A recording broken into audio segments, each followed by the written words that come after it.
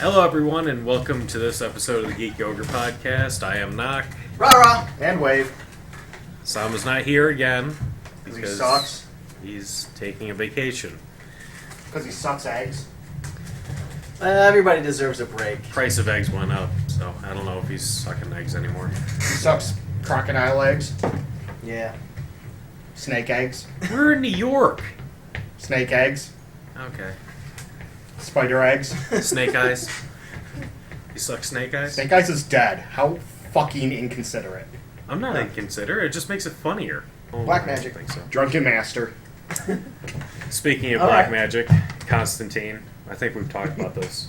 Coming to Arrow. Yeah. And from what I've read, the premise is he's being brought into Arrow to resurrect Sarah Lance as White Canary for Legends of Tomorrow. Oh, yes, because Constantine resurrecting somebody will go better. Yeah. Will go well. I thought they were just going to use Something the about Lazarus pit. him coming in and resurrecting her in the Lazarus pit, it's a little confusing. Oh, yes, because we need to give John Constantine access to a Lazarus pit. It might... This give won't him- end well. It might give him the boost he needs. There's going to be weaponized Lazarus pit going everywhere. Well, the only Just thing a I see dab. good about this is that with that episode, and like, which will probably do pretty well, Yeah. I would think, because he's showing up and because of the ML push to have him there, that he may get a shot at his own show at some point. Because I imagine the ratings will be well. If the ratings are good enough, they might try to spin. CW might try spinning him his own show next season. Right. Maybe. So But he's still a dead fish at this point in time. Yeah. Like your mama. As we covered before we started the podcast. I'm going to go get my fettuccine. Yeah. I'll be back. Well, from that we can segue into Diggle. Into Diggle, yes. Hello, Diggle. Diggle and his costume for season 4. I saw it. I think 2 or 3 weeks ago. I'll put it up on the Facebook page so everybody can see it. But Yeah, I saw the costume 2 or 3 weeks ago. Although it's sort of making its rounds, sort of more commonly. Yeah. Because Sam shot me a picture of it, and he doesn't even follow or watch the show. He shot me a picture of it this past weekend, and I didn't like it then, and I didn't like it when he shot it to me after 3 weeks, either. And you didn't like it last night when we were talking about it. That's right. Yeah, it's he's a biker with a more or less a Magneto helmet. It's got the proper cutout for a Magneto helmet, but it's not really Yeah. tactical worthy, really. Yeah. Well, the thing is that it looks so much like a Magneto's helmet that it doesn't even look at all like they gave it much thought. Right. So because if they had seen any X-Men movie in the last 15 years, they would have seen a helmet. and Well, I been mean, like, it doesn't what have the hell? thing coming up on the forehead. They didn't put that in there. Yeah, but still, it's close enough. I mean, it's not. It's kind of like a 3/4 motorcycle helmet, Yeah. more or less. But see, that's where they always go wrong. Is they always fuck up these things that are like supposed to be definitive components of who the character is. As far On as Arrow. I know, this is straight up for the show because the comic books, Diggle never actually had an outfit. Yeah, but we know It was Diggle mostly street clothes. worked with Argus. We know he was a soldier and he became a bodyguard. Excuse you. And we know that for 2 seasons, That was the tear gas. he basically had no costume. Why are they giving him all of a sudden a superhero costume? Because at this point in time, Oliver is out of Starling City, so they need Diggle and Black Canary and Speedy. Thea took over the Speedy role Yeah. to cover Starling City, so he needed his own outfit. But that's totally fine. But then they should make it something more Tactical worthy. He's not showy. That's the thing. He's not the showy one. Exactly right. That helmet is awfully friggin' showy. Yeah, I mean, what they really should have done. This is what we talked about, Knock. Yep. Is harken back to his character development, which they've done for 3 seasons. That he's a soldier, He's sort of like a tactician. Whenever he walks into a room with his gun, he's sweeping the areas like any SWAT guy would do, checking corners, all that kind of thing. Should have walked in with a World War II soldier helmet. Well, no. They should Just do a mask covering the lower part of his face, going over his nose and his mouth. But make his look less casual Abercrombie and Fitch, and make it more basically what he is, which is a soldier. So give him stuff like Deathstroke had, maybe not so much because Deathstroke's Deathstroke, but give him like a tactical vest or something. But I think you also hit the nail on the head, though, by referring to it as Abercrombie and Fitch. Mm-hmm. Remember who the actual intended audience of the CW is as a channel. Right. But nothing says that he can't wear leather pants, but shit, give him a hip holster for his gun and maybe someplace where he can hang a couple grenades on him, so that, because those are the tools that Diggle uses. Flashbangs, they don't have to be like frag grenades. Yeah, but he can carry all that. Someplace to have that. Tear gas. But make it obvious. Don't make it like the costume that he's had for the past 2 or 3 seasons, where he's just running around with Ollie in a black jacket and black pants. Why make what he's carrying obvious? That's actually, tactically, that's a bad idea. But that's what every SWAT guy, before they go into a TV show that we're used to seeing anyway, before they go into a building, has. They have like the riot helmet, but something that says SWAT across the front. But you know what they also have? Cans of stuff on them. You know what they also have? What? 5 or 6 other guys dressed exactly like that with them. Right. The situations Diggle is going to be in, he's not going to want his opponent to know what he has. He's not going to want his opponent to go, "You've used up all your grenades. You've used up all your bullets. I can see where your clips are. You've used them all up." Did you use 5 bullets? Yeah, but I think we're getting to the point where we don't need to hash the nuances like that a little bit, because I don't know, that just seems like it's providing excuses for moving away from the things that they should be doing because of that reason. Because it's a young audience demographic, therefore we can't show them with a clip belt. Because I'm not saying you can't show them. I'm just saying it makes sense why they did it. It's really impractical to run around, with bows and arrows when everybody else has guns too. But that they do that as well. Yeah. Granted, Ollie has special training, but but I mean, why does he have to have all his weapons on display? Well, no, he doesn't have to have. Or why does he have to even have weapons on display? Well, that's who he is. Because he's a soldier. He's not playing the bodyguard anymore, where you might want to hide something, in your pant leg because you may get disarmed and that may be the last shot you had at saving your client. He's beyond that now. He's used more as an offensive tool. He doesn't have to have that subterfuge. You see, that's the thing. I think you're seeing him as going into a straight-up fight each time.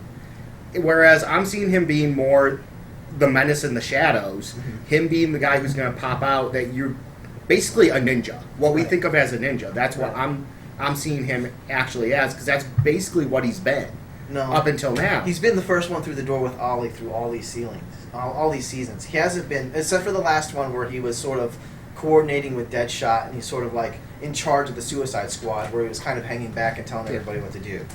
That season is like that, but he's always been the guy that's right next to Ollie, or showing up right next to him. Even if he is, though, that doesn't mean he has to have everything on display. Fine, he doesn't need to have everything on display. What's the purpose of having it all on display? I'm not saying that so that we could go, he's a soldier, and soldiers carry all their stuff outside. You're oversimplifying this, Wave. I'm not saying you have to show everything he has, and therefore, if he uses up all that stuff, he doesn't have anything else. I'm saying, for his character, who we know has been utilized by Ollie, by Argus, as a clean sweep guy, not as a ninja, not as he's worked on teams. They go in because you send them in, and that's what they do. They're like cleaners, wet works kind of guys. They're special ops teams. He's not like that. He's not the lone ninja that you're going to send in to steal the secrets. I'm not saying he's going to always be alone. I'm saying, though, he's going to be the guy operating from...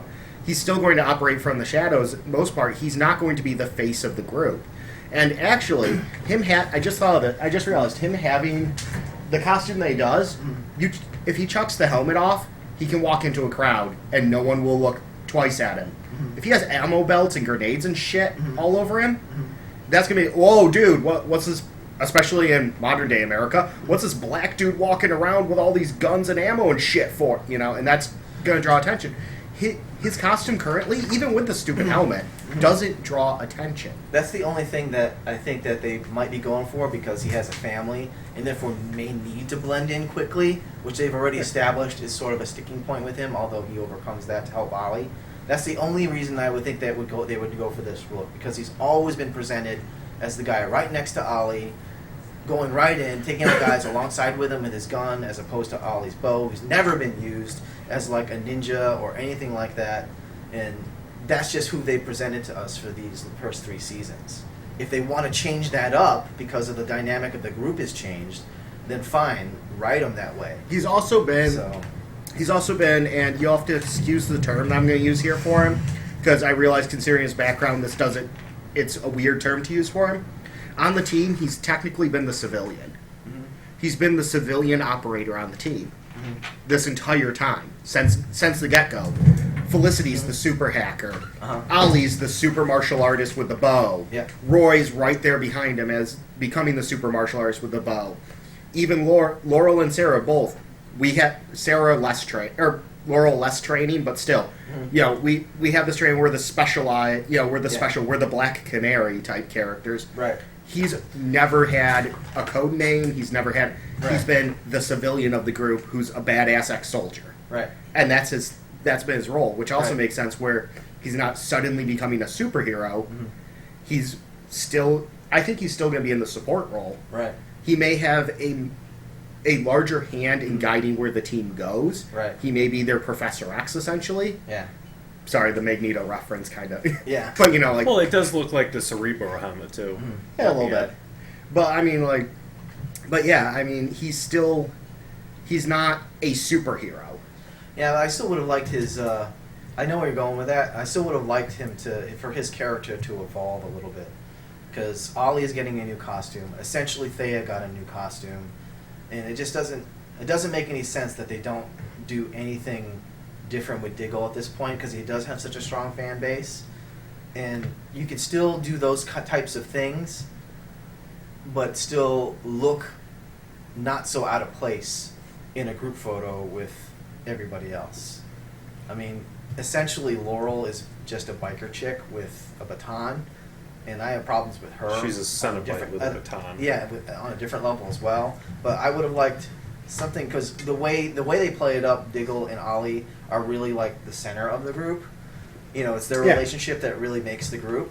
So I would have liked him to be a little more on par, have a little bit more consideration for his costume and his place in the group, than just saying we have to keep him the civilian because he has a family, or because we may need to, I don't know, ditch, and you have to delay the cops or whatever, and you can't do that with a grenade vest. I would have liked him to come a little bit further than the previous 2 or 3 seasons we've seen him, for everything that they've gone through. See, I don't know. I still disagree with you. I still think that that's a good role for him, is to be the guy who can just blend in with the crowd when needed. Right. And then has enough crap hidden on him where he can go from I'm a nameless face in the crowd to holy shit, all right, let's get everyone out of here, and I'm gonna try and disarm the bomb, type guy. He would still be able to do that with just a mask. Oh yeah, a lower face mask. I'm not defending the helmet. The helmet isn't great. The tech side and all of the special weapons for a special forces guy aside, even just looking at the picture as is, with very visually limited supply of weaponry, and his leather jacket, leather vest, and camo pants and everything, if you just cover up his lower face, it serves the same purpose as, I need to blend in, rip off the mask, walk through the crowd. Oh yeah, I totally agree on that. So I wasn't defining. The helmet is not a great design, and I mean it could be worse, it could be better type deal. Yeah. I like the rest of the outfit aside from the helmet. I like it well enough. It feels like a Diggle outfit to me. It really does. I mean, he's pretty much been in street clothes before. This kind of ups it a little bit with the leather vest, but going through the seasons, going through seasons 2 and 3, because 1, he was mostly in a suit. 2 and 3, he was in street clothes, a t-shirt, and dress slacks or jeans, and he had the brown leather jacket. This isn't that far off of what we've seen him in outside of the helmet, and that the helmet's really the biggest drawback from the whole thing. All right. Well, I think we pretty much were clear on who likes what and who doesn't like what, but We're all in agreement that the helmet sucks. yeah. Although it does cover his face, and it does, tactically, it does help him because it covers his brain. Yeah. Tactically though, If they shoot him in the face, it's a different story. well, tactically it also has a huge problem with it. The eye holes, Yeah, he has no peripheral vision. yeah. And wasn't there just a gigantic thing about that in was that in Arrow, or was that something else with Green Arrow, where they were talking about how him wearing a hood kills his peripherals? It might have been an arrow. Yeah. I don't know, but there's a cool scene in Batman where Damian shows up with his League of Shadows costume. Damien wears a hood too, doesn't He he? had a hood, and Bats goes, "Why are you wearing that?" No, it was in All-Star Batman and Robin. It wasn't Damian, it was Dick. Okay. Yeah. And he says, "Why are you wearing that?" It's written by Frank Miller, and basically he grabs him by the end of the hood and slams him into the ground and says, "That's what's going to happen once you get into a fight. Lose Right. the hood." So, and which is funny because Damian ends up keeping the hood for when he becomes Robin, and sort of indicative of his character. Well, he was Well, also fuck trained you, by Dad. the League, Yeah. so. And he's a clone, technically. Huh, that'd be an interesting fight. Grant Morrison actually came up with that character, and he. At first, it was supposed to be only a few issues with Batman and Damian, but because the fan base grew so rapidly, he carried it on. But originally, it was only supposed to be a few episodes, and then he was going to kill off Damian, Yeah. which he did wind up killing off Damian later. But Yeah. just like in every other comic book, if there's multiple books going on with the same characters, just because you kill him off in one series doesn't mean he dies in every series. So, well, then there's that. But I wanted to reference one thing, too, because our last podcast was on summer movies, and I lamented that I didn't get to see Mission Impossible Rogue Nation. I know you guys didn't see it, but I saw it, and I have to agree with Sam. It was pretty good.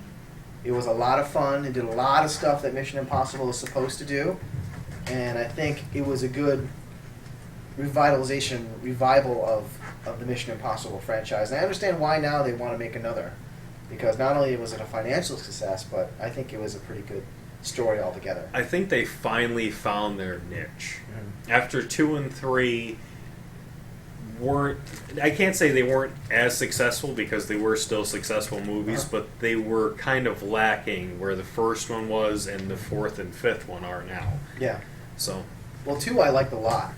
That's, I think, my favorite. yeah. So Maybe just because I watched it too much. Yeah. Well, it's John Woo, so you're going to get all of John Woo's tropes in it. So, which can have a lot of cheese, but I loved it. Yeah. 3 felt like a made-for-TV movie because that was J.J. Abrams. Yeah. So I don't know. That seemed like it would have been like a good miniseries. 4 was good, but not as quite as good as 5. I think. Okay.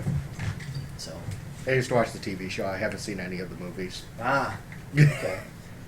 One's a good homage to the TV show, although it as far as pacing, it doesn't change a whole lot to like the last 5 minutes of the movie, 10 minutes of the movie, I think. Yeah. Till the train scene. Yeah. So it could seem kind of like drawn out, but I don't know. 2 was my fave. I enjoyed 4, but I haven't seen 5 yet, so. So, and it actually opened up a lot of things too for the next film, in that they gave a lot of, and this is to their credit, they gave a lot of not a lot, but a fair amount of action scenes to the strong female character in that movie. Is it the same female character that was in 4? Or No, this is a different one? It's a different one. She The only ones that stuck around was Simon Pegg and Ving Rhames came back, right? Yeah, Ving Rhames came back. Rebecca Ferguson is her name. She plays an MI agent named Ilsa Faust. Okay. And she actually ends the show with a fight scene. So the last fight scene you see isn't Tom Cruise. Okay. He's actually running for like the last 10 minutes of the movie. He's running in every movie. Yes, So- Tom Cruise always runs. Well, because in the end of 2, he dukes it out with Dougray Scott, and that's what ends the movie. Right. So, I mean, And three was him and... No, 3 was him running around because he had the chip in his head, and his wife also had the chip in her but head. he took out the bad guy because Right. they had a shootout. See what I'm saying is like he doesn't really he gets with the main bad guy in the end, but it's I don't want to say it's anticlimactic, but it doesn't have the same climaxes as the other films do, where it's Right. him and the bad guy and they Yeah. hash it out, which I think it, was just, really it gets cool. kind of monotonous after 4 movies of Yeah. him doing the same thing, just Yeah. him and the bad guy, Yeah, bad guy duking it out at the end. Yeah, Mhm. this kind of change up of somebody else actually finishing it out. Yeah. That seems like a good idea. yeah. Yeah. Yeah, There you go. All right. Anything else? I got back. Well, I didn't get back. I am into Saga of the Swamp Thing again. I'm on volume 4 now, and it's Constantine showed up in volume 3 in number 37, and this is a continuation onto their partnership. Swamp Thing learns about his actual quote-unquote roots, because every generation has a Swamp Thing dating back to, I think it was like 1902 or, 19, or 1842, back to beginning of time, more or less, where guy dies in horrible accident and nature takes over his consciousness and becomes, it's not always a swamp thing, but it's a natural entity takes over. A guardian of the green. Yes, a guardian of the green. Yeah. A king elm, I think they called it. So yeah, that's going along very nicely. There you go. Cool. I recently got my hands on the 90s X-Men and Spider-Man cartoons, so I've been housing those. Still hold up, still are amazing. Holy crap. Also, Ed Asner as J. Jonah Jameson is amazing. Going to RoccoCon and the Bills season opener this weekend, so... Yeah. RoccoCon is in Buffalo? No, Rochester. Rochester? Okay. Yep. That would make sense. Rochester. Got it. So, yeah, I spend Friday and Saturday in Rochester, and then my friends and I would jet over to Buffalo. Like literally get a jet? We get in a fucking car. I'm going to murder you. I have like an inch left of a Swiss roll, and I'm going to murder you with it. Inch left of a Swiss roll. Yeah, that's like I an have inch, a bag right? of Doritos I can throw at you. I am going to murder you with this soft, mushy pastry. I got something I got to mention to you guys that kind of bothers me, and I posted it on my personal Facebook page. Just want to get your take on it. His daily murder threats towards me? No. This thing, I've been seeing a lot of posts on Facebook where I understand that the movie is coming up, but it's like it seems like I can't get away from them. There's like every day somebody posting something about these guys are Star Wars lightsaber battling in the middle of the street somewhere, or these guys are reenacting some scene somewhere. Okay. And from my perspective, I'm not a complete Star Wars fan. Good thing Sam's not here. Well, yeah, and he actually posted on that as well. But I think to me that seems like with all the toys that are now out and all the fervor that's building up, that there's going to be a lot of Star Wars saturation coming. Well, it And always happens. Along with that would be Star Wars fatigue. Yeah. So for me, seeing like that kind of stuff all the time in the media, I don't know, would diminish the effect of the film on me. Maybe. But I don't know about. I'm not a hardcore fan. But there's What do you no guys way the think? media is going to slow down on it, first off. Yeah. Because that's the thing. It's everyone's excited. Uh-huh. And even the people who hate the idea are excited because they're excited to hate it. Yeah. And whether or not they're going to be right or wrong, it doesn't matter. And right now I'm planning to go in indifferent, and we'll see where the movie takes me. But yeah, I mean, there's the toys are everywhere. People are talking about it, and that's going to happen with any good movie. There's also I guess I likened it to the Christmas in October syndrome, where they start putting out decorations before 2 or 3 Halloween. months ahead of time. Yeah. Yeah. So I mean, that's Yeah, what but- it feels like to me. But with movies, that happens anyways. I mean, fuck, Ant-Man. Before Ant-Man even hit, we were talking about Civil War. Right. And we've had so much, like, oh my god, who are the teams going to be in Civil War? What actors are we? And, like, to that point, do you feel fatigued on Civil War? No, because I haven't seen anybody cosplaying that stuff. I mean, I've seen a lot of stuff like I've seen artwork and concept art, that kind of thing. Yeah. Stuff that's going to be in the movie, I think, is different from what crazed fans do on the streets of their own towns. That's what I'm saying. It's kind of different. Yeah, it would not surprise me if people were enacting Iron Man and Captain America fights. It just may not be getting as much attention.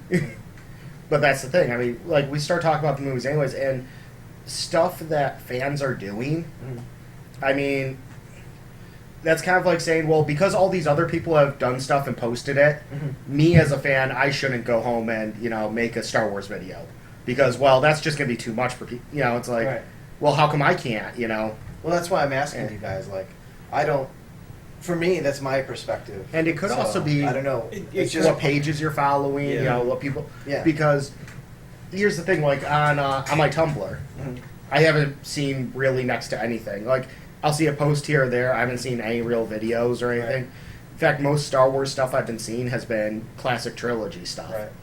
Most of the stuff that I see are comic book art or concept art or Yeah. fan See, like I art. had a link to video where there's like a school in South Korea that has like 50 students that you can go pay to learn how to lightsaber battle. Oh yeah, I heard. It's I Like, heard about that, Yeah. but Yeah. I never Yeah. saw an article or anything. Like they have teachers and all this kind of shit. So that's it for this edition of the Geek Yogurt Podcast. For Sam, Ra Ra, and Wave, I am Knock. Have a good night.